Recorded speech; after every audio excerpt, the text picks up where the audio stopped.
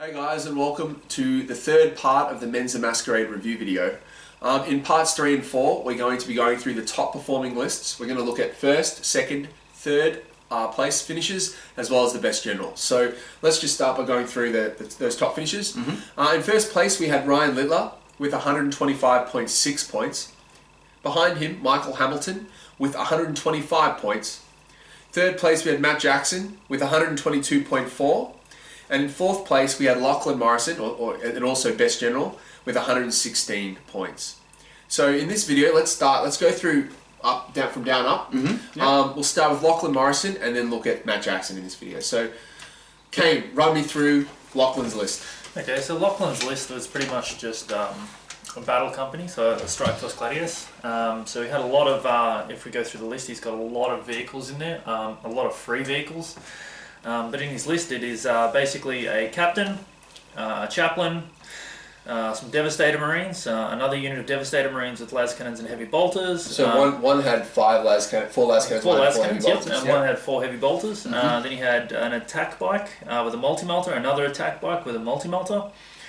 So then he had 1, 2, 3, 4, 5, 6 tactical squads. One had a drop pod, and all the rest had Razorbacks. So then he had 3 scout squads with shotguns, basically. So overall, it's a lot of models. So overall, 65 models. Yeah, a lot of kill points in it, but yeah, very, very difficult list to fight. Shawn, I'm going to let you get into the nitty gritty, but just before you do, comes in at 4 comp for Battle Company. Firstly, amazing. Really well done to squeeze that in. And it's so efficient. Like he's running the scout company. Like he squeezed all of this in. So he's min-maxed it. And your Battle Company, you tell us about this. So he's min-maxed it where you need to, do you know what I mean? He's taken the leanest possible auxiliary you can. And he's also dropped points for taking the attack bikes, the cheapest option possible to run in a Battle Company. And then he's obviously... For the fast shot for those... So those slots, correct. Yep. And then he's dumped those points into, making sure that his Razorbacks are equipped with assault cannons and getting the plasma guns in the squad. So he's put the points in the damage on those vehicles. And then he's dropped points elsewhere. An interesting choice, the 4 heavy bolters. I can only assume that might have been like an anti-Tau tech choice because of all the drones and whatnot, and also hurts a lot of other things as well, being AP4. Yeah, I mean the 4 las cannons and the 4 heavy bolters, it is a good choice against Tau. You can shoot up, kill the drones, then instant death the suits and the characters and stuff. So yeah, look, that's an interesting tech choice there. The other thing that strikes me though is having the combi drop there. So he's got a melter squad. It's a attack squad with a melter gun, combi melter on sergeant, and a drop pod. From the looks of it, he'd probably just run them on their own as just like a suicide squad, and they'd come in, hope for pop a vehicle, I guess. I don't think they're going to be such a suicide squad. Like the pod can come down middle table, and land mid table or close to the deployment zone, try and melter gun something, and then you've got all the rhinos coming up, in the middle of the table as well. They can definitely get the support. It's really interesting at 1350 because, as we said, all the points are in the vehicles and the attack squads there. But having the Iron Hands doctrines, chapter tactics, obviously gives him a lot of utility. At 1350, it's really hard. Like people can't just overload your mech all the time. So at 1850, they can guarantee kill a rhino, guarantee kill 2 rhinos. But at 1350, you might fall short on killing that second rhino. Happened to me, I played him and that actually happened. Yeah, and then you just pop smoke at that bad boy, shuffle it behind something else, and start, repairing it, throughout the game. So that's interesting there. Overall, an amazing list, probably one of the most efficient lists I think we'll see. Well, I think it's, exactly. I think with Battle Company, you're getting so many free points. So he's got 5 Razorbacks and 1 pod. So 55... so that's 200. What are we looking at there? 275 points. Plus the pod, 310. So he's getting 310 points free on top of the 1350. Yes. If we could do the percentages on that, but we're looking at about 20%. a bit more than that. I'd say even 30. So 30% of extra points is pretty insane. He's not really having to take bad choices in or maybe a not 50 quite point 30, game, to get that in. The scouts and the attack bikes and stuff, they're all still useful. Interesting choice to give the scout shotguns as well. That's another thing I should probably point out. With the bonuses you get on that auxiliary, having them be able to get the stealth rule before they move, having them with such short range weapons. Yes, they can infiltrate and scout, and I guess that kind of takes the heat off some of your other stuff. But generally speaking, people use them or traditionally use them as backfield cappers with sniper rifles, that sort of thing. I think Midfield with bolt guns isn't too bad, but it's still not amazing. Obviously it's worked well. I mean, as I said, having them, infiltrate scout takes pressure off other things, but I think it's probably a combination of him not having the points lying around to upgrade them, and maybe he just didn't have the models either. I think the sniper ones are probably better. They would also be really good at blocking things as well, like blocking scout moves from other people and so forth. Of course. That's true. So it was, a very efficient list. Not many kind of things you look at and say that this is an amazing unit that needs to die. He actually, when I played him, he split up his captain and chaplain into separate Razorbacks, obviously because of the capacity of Razorbacks.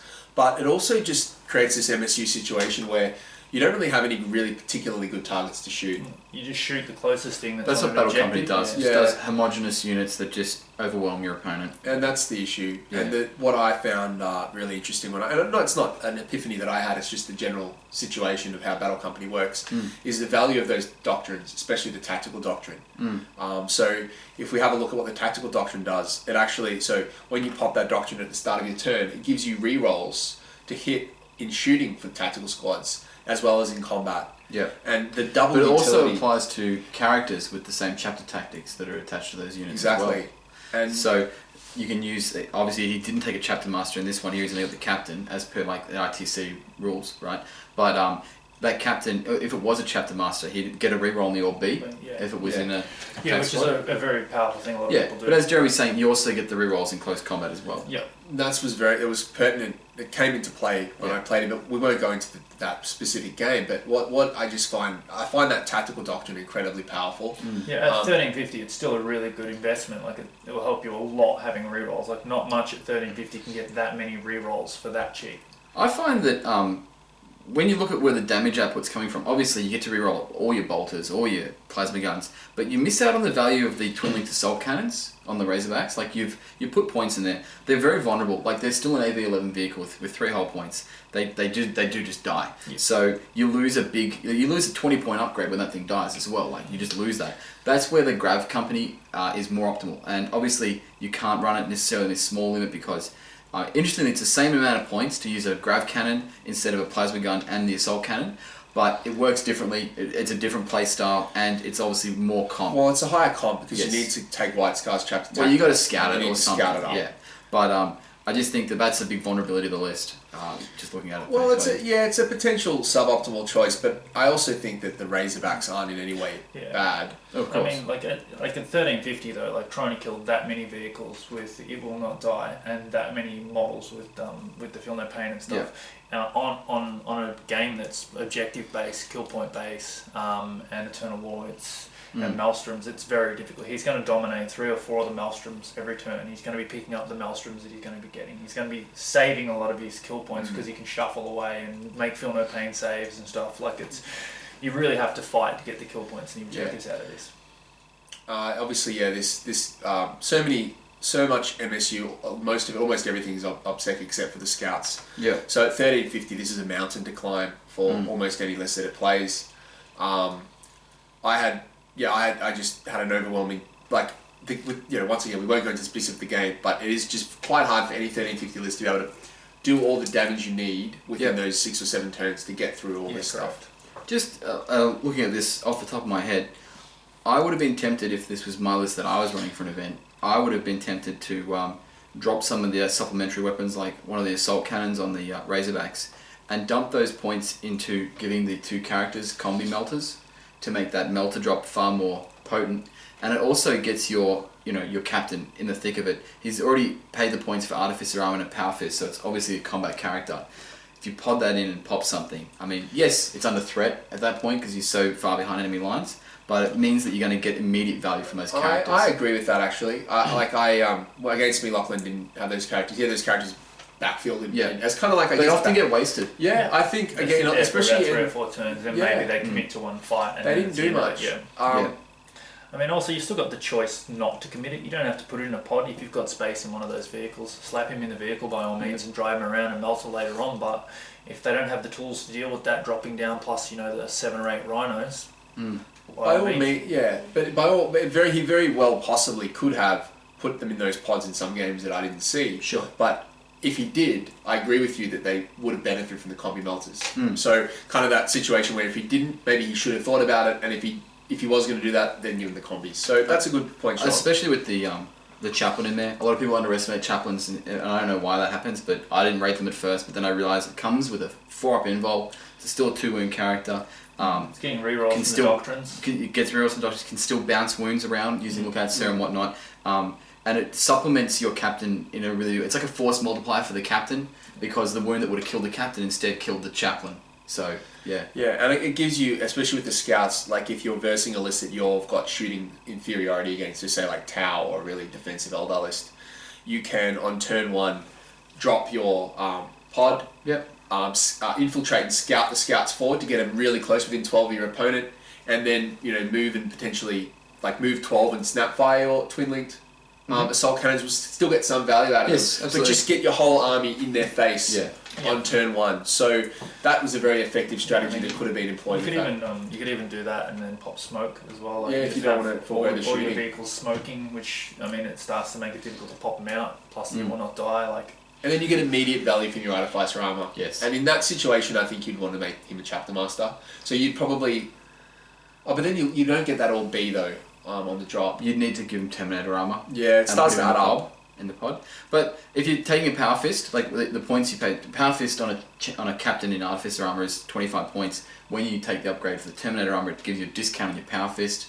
So the points end up being actually 10 points more. I was going to say, I think which it's for 35 all up. For an Orb B, it's probably worth 10 points. So 10 points to get a Relentless Orb B. I think you've isolated things where we could cut off some heavy bolters to do this. Yeah. We could cut off an assault cannon or 2. Yeah. So I think that this list there's probably some ways it can be improved, but Lachlan's still managed to pull out a really, really efficient, streamlined list here. Actually, I've just noticed there's actually a melter gun in one of the Razorback squads, and I just think that's a really awkward lineup of weapons. So what is that? There's a unit here with Razorback, with a twin assault cannon, and he's got a melter and combi melter in the Razorback. That's another really awkward... See, that's the points I would have taken. I would have stripped those points out, put them in the characters. I don't mind it though. In the sense, Plasma's better. Plasma's really good for those that haven't thought about it too much. Plasma benefits a lot from the tactical doctrines because you get the gets hot deficit gets annulled a lot. Yes. But I've noticed when building lists often at 1350, you kind of say, what happens if I'm versing an Imperial Knight? What happens if I'm versing something like a big Gribbly that I need to take out? We saw a couple of those at the event. We weren't playing small games costing, so they were only costed at their 5 comp rate. Yeah. So I can understand where players say, you know what, I'm going to squeeze in a few melter guns just so that I can deal with them if I really need to. Well, I ran 6 melter guns on battle suits just purely because of that. If I come across something that I can't really deal with, it's definitely something you need. But look, overall, it's an amazing list. He was able to squeeze in something that I didn't think was possible, so I don't mean to be overly critical. It's obviously an amazing list. He's done a great job with it to come, get those battle points the way he did. So I think there would have been a few surprise players when he put a battle company on the table. Absolutely. I was surprised when I got the list. Bear in mind, though, that because we didn't use small games costings, perhaps he was allowed to get those 5 Razorbacks in under that 2 comp threshold. Sure. So before we kind of cry foul, let's remember that if this was appropriately costed, perhaps he would have been another comp up. Yeah. But, great list. Well done, Lachlan. Yes, absolutely. Congratulations, bud. Did a great job. Alrighty, so let's move on to Matt Jackson's list. Sean? Sure, I can kick us off with Matty Jackson. He's running 5 points short, not sure why, 1345 kill points. Sorry, 1345 points. He needs a handicap. Yeah, well, fair enough. It's a 5 comp list featuring a total of 8 dreadnoughts, 2 units of 3 and 1 unit of 2 dreadnoughts.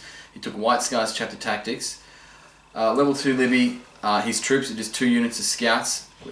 Interestingly, took 10-man units of scouts. I assume that was to combat squad and get some MSU capping happening. He loves his scouts. Yeah, and then there's plays them well. And then there's 1 unit of Devastators with las cannons. I 2 think las in cannons. most of his games, I think he was outflanking them and things like that. It was very rare. Maybe he might put a 1 squad on the table and infiltrate it, and then split it up and grab a couple of objectives. I played him at a MegaCon. He in that game he outflanked them and combat squadded them.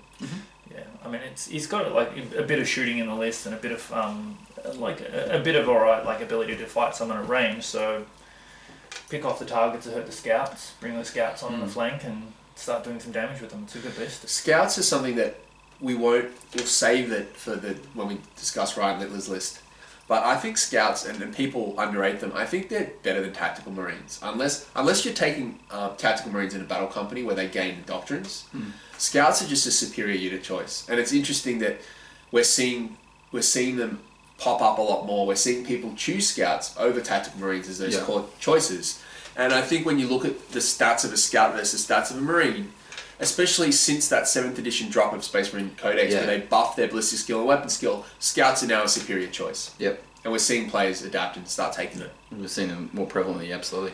So look, this list obviously just, to state the obvious, revolves around a saturation of armour and then just backfield capping the scouts. Having 8 vehicles with a total of 32 hull points at AV12.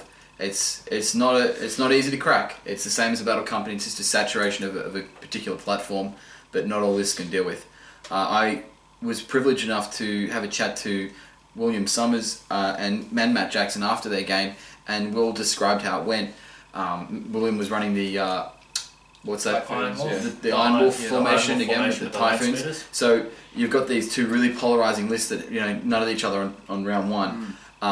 Matt Jackson got first turn. He just shot all the dreadnoughts at the land speeders. The land speeders were forced to jink because the dreadnoughts are equipped with things like assault cannons, auto cannons, twin link las cannons, etc. So they're gonna pop land speeders. Will's forced to jink. Loses a lot of fire potential. And then when he shoots back, he doesn't get enough damage through. And that was just the run of the game, which was unfortunate for Will. Could have gone the other way if it had have been his turn first. But amazing list. One thing that's interesting, obviously, which is a no-brainer here, is the White Scars chapter tactics on the 3-man units of dreadnoughts. They are comped at 1 credit for a unit of 3. So coming at 5 credits, he spent 2 on armoured AV points, 1 on the White Scars detachment, which is a really good buy there. Like the way he's just taken that librarian to dodge any other costings on the White Scars chapter tactics. And the other 2 comp go to the 2 3-man units of dreadnoughts. They just got to ball in, shoot stuff, and then just bounce around people's backfield like ping pong balls. Yeah. Yep. If they make it in, they're definitely going to be a problem. Oh, yeah. Hit and run on something like that.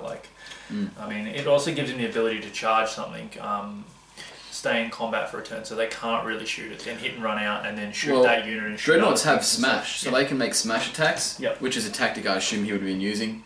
For those who aren't aware of it, you can just declare to make a smash attack with your dreadnought, which just replaces... Limits the models you kill. It gives you 1 attack at double strength, which is already strength 10. Yeah. So you get 1 attack, which means that with your 3 dreadnoughts, you can kill a maximum of 3 models. It means you won't wipe out the unit, they won't fail their leadership They'll checks, stay locked in combat. and then you can bounce out next turn. Or you can just finish them off. Or you finish them off in your turn, correct. Yeah. So, and with the with the boost to dreadnoughts in the new Space Marines book, They've got giving a lot them more attacks, 4 attacks yeah. base, it's good.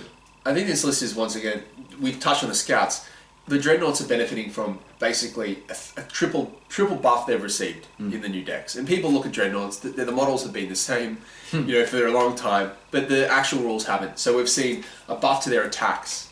We've seen a buff that allows them to be taken in units, and we've seen a buff that allows them to use chapter tactics. Yeah. So if you saw these dreadnoughts a la the old rules, they would not be anywhere as near as powerful as in this new incantation where you take them in units. They've got hit and run. They've got more attacks. The fact that they're in units means you can stagger them such that if obviously you're covering You a can wider juggle frontage wounds. and you can juggle wounds. Yeah. So if someone kind of shoots at that unit and puts 2 hull points on a dreadnought, you shuffle that dreadnought to the back, and your squad effectively is running. Effectively wasted. Yeah. And the other point that you touched on there was getting a better coverage so that you can face the front dreadnought faces forward, the dreadnoughts on the side face outwards, so you can't get people hitting you in your rear This is armor. especially rear or relevant. side, it's exceptionally hard. Especially good with AV13 dreadnoughts, but it's still good with AV12 because you just make it's things... AV10 or 12. It's a massive exactly. difference. Things like autocannons and stuff like that, assault cannons become a lot less effective when you've got that extra one. Yeah, or you've two. also got a 4-inch coherency on vehicles, which means you can space it out a lot more as Yeah. well. So you're definitely going to struggle to get rear and side armor on a lot of these. Caine, any thoughts on the Librarian level 2, which is taken there? And then I saw him in a few of his games. He just put it in the Devastator squad. Now I assume he'd just roll up Prescience. Yeah, pressure. Yeah, he was. But a couple of times I played saw him before. actually roll up Precog. And when you have Precog on a Librarian, it becomes really good. Yeah. Why not have if you've got a 3-up reroller, to go from a 3-up... Sorry, go on, I was Kane. going to say, it's a level 2 anyway. He's definitely getting Prescience. Yeah. He's definitely going to use the Prescience, and he's going to be buffing his units. And I think Prescience is a 12-inch range, is 12 that inch. correct? Yeah, so he's just going to buff the Dreadnoughts as they walk down the table. Prescience on Dreadnoughts in combat, phenomenal. you're talking 12 attacks, 14, Yep. 16 attacks, whatever, coming out of these units with rerolls. They're going to wipe Well, the dreadnoughts with the las cannons don't need prescience because they've already got it. So, but the only thing that could Assault benefit, the assault cannons. A unit of 3 Or the assault ass- cannons yeah. with prescience, Exactly. quite a big deal. And then when it does make combat, it definitely hurts. And then It he is like swaps crap. to casting it on his las cannon devs unit. Yep. Then you also look at the other spells that could roll up. He can roll up the 4-up invuln. Once again, castable. That's a blessing. Can Buff put it the on front dreadnought. perfect. He can also get ignores cover that he can cast on his las cannons. Oh, Are you sure the 4-up I think this isn't Psyker's unit? No, it's a castable spell. Yeah, it's targeted yeah, blessing. it's a There you target go. spell, yeah. We all learn things as we go. So these are all. This is a very All relevant tuned powers. army. Like you look. Some I've people seen him might, run at a few events Yeah. prior to this, and it's obviously very tuned. some people might look at this army and say, "Oh, he's just playing dreadnoughts. What a good kid. You know, he's dusting them off." No, this army is a really strong, really well considered army, Yeah. and obviously He's, did really he's well a with good it. player, and he definitely knows how to play lists like this, like the specialty lists, and like pick apart people's armies using specialty lists. So he's definitely a good player. I was pleased to see a resurrection of the old Dakar Dreads with the dreadnoughts with the auto cannons, 2 auto Yeah, cannons. they're still very good with things like Battle Company and so forth around, like having 4 shots twin link coming out of these things and shooting these armor 11s. Like it's really good to either kill a Rhino or a Razorback or take those last few hull points off. Like Yeah. 4 shots a model at strength 7 AP4. yeah, it's definitely a good choice.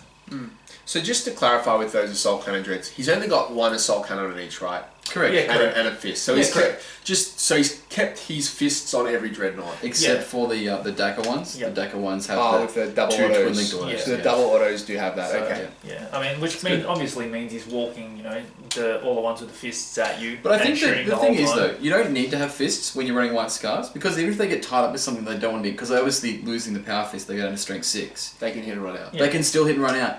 But I mean, like, you're going to look at it as an option this way too. I could shoot you with 3 assault cannons, or if I have the option to charge, I can charge you and do 12, 14 power fist attacks. Like Yeah. the power fist attacks are obviously going to do way more damage. So of course, like, it's just they come later in the game. The Well, effectiveness and of them's turn 3. The good thing turn about I think there's a lot more. I honestly think there's a lot more shenanigans to be used with these guys. The fact that they can go in there, they're not going to wipe a unit as we said. They can make 1 smash attack still and get an AP2 hit, strength 10. They can still pop tanks pretty comfortably, and then they can just bounce out, let the other guys charge in. I think there's a lot of shenanigans there that can be, Yeah, there that can be definitely done. is. Yeah. But And we haven't really touched on his warlord trait and stuff, but imagine if he rolled like infiltrate or something like that or Yeah. whatever. yeah. The infiltrate, I think the infiltrate's non-vehicle units. Yeah. I don't think it works on the. but the dreadnoughts still count as vehicles. Yeah, even they though were they're still walkers. Correct. But I think the way, like, when I envisage this list, like, what he's done really well is he's created, like, the potential for multiple lines of attack in terms of tactical. Because when you look at a list like this, you might say, oh, he's only got a couple of units of dreadnoughts. What's he going to do for objectives? He's got 4 units of out-scout flanking scouts. And, like, And a this, backfield dev exactly. So Yeah. while the scouts really do patch the weaknesses of this list quite effectively, so that those scouts can sit on backfield objectives if he really wants to push everything forward, or they can outflank and kind of come up from the Yeah, side. if you're playing like a soft fire warrior spam sort of tower list or something, those scouts is something to worry about. When 20 scouts rock on your board edge and you're not able to kill them fast enough, they will start running Yeah. down your fire warriors. Yep, and also there's also the choice of melter bombs on Yeah. those scout units just for redundancies on those vehicles. Yeah, You run buildings there. or monstrous creatures Yep. like. Yeah, good list. So all around, yeah, pretty good list. Not much to say there. It's pretty. It's one of those things I think is very obvious on paper, but I think that when you get a really good part behind it, would really shine. yeah. The only thing I'd kind of like to see in this list is an Inquisitor with servos. I don't know if it could be fitted. Looking at it, the only way to really do it would be to reduce that warp charge in the levy. Maybe sack some scouts to get an Yep. Inquisitor in. I think the benefit of the Inquisitor would just be you deny your opponent's scouts, and you also, I guess, Get that your extra- scouts guaranteed. Exactly. Yeah. You Which stop is very them good. from being able to deny your infiltrate moves, Yeah. which are really valuable. Because when you lose that infiltrate roll off, sometimes It it's hedges really against things like Battle Company. yeah, Yeah, yeah. things like that. So I would like My to suggestion. Sorry, Sorry, you go. No, sorry. I was just going to say I'd also like to see that Inquisitor upgraded to a Psyker. Yeah. If you could put that extra, because when you upgrade an Inquisitor to a Psyker, he comes with a Force Weapon, a Force Sword. Getting a Force Sword in that unit of devs, Yeah. or even a unit of not so much scouting scouts, but a unit of scouts in your backfield, gives you a bit of counter assault punch in a situation where you want your dreadnoughts to kind of move forward. If someone pods on your kind of bulwark backfield, An Inquisitor for 34 points for an Inquisitor with servo skulls. Pay another 30 to give him the... So he's now 64 points, yeah. If you want to give him power armor, 72 points. 72 point model, pretty versatile. Yeah. He's giving you a warp charge, another roll on the 3 wounds with a 3-up save as yeah, well. or you can go telepathy and take Psychic Shriek, and then if you really need that kind of ignores cover type AP2, use a Psychic Shriek. Shrouded, Shrouded on your dev squad backfield's really good as well. Shrouding's a bubble, so I would have liked to see Treadmill him drop terrain. 5 scouts for that, but I don't know. Maybe those 5 I'd go a scouts different would way. be able- My okay. personal pick on this one here, I'd drop the dev squad altogether because all it's providing you is 2 las cannons. You could pick that up from Inquisition, just straight up, just take some Servitors backfield with plasma cannons, or even if you have to go Jakiro, you could do that, and that would give you access to your Inquisitor as well. So then you could have your Librarian buffing a squad of henchmen in your backfield, probably providing a very similar amount of backfield support. It's 110 points for the dev squad. You can definitely 110 squeeze, points you can for 2 squeeze las a lot in. cannons. if Well, you- Servitors are 10 points, and they can take the plasma cannon upgrade for 10 points. 10 points, So you exactly. get a 20 point plasma cannon. You would also get Yeah. a lot more backfield bodies. You can probably get like 5 or 6 of the acolytes. Well, just as 18 tank. point squads. Yeah. 18 point squads for a warp charge. You sprinkle them around your backfield. Yeah. The scouts hold the flanks. I think Inquisition is something that they're definitely one of those factions that they make a great ally, a really small allied, 100 to 200 point allied detachment. You can't. Absolutely. Inquisition are probably It's hard to go the wrong. best Yeah. faction at doing that. Yep. All right. Congratulations to Jackson, Matt Jackson. Sorry, on coming in 3rd place. Obviously did an amazing job. You would have faced a lot of adversity in the number of Tau armies that were there on the day, and even some of the older lists would have provided a lot of adversity for that. So congratulations on that. You've done a great job. So Lachlan and Matt, well done. Let's move on to part 4 of the video. We'll be back after this. Cheers.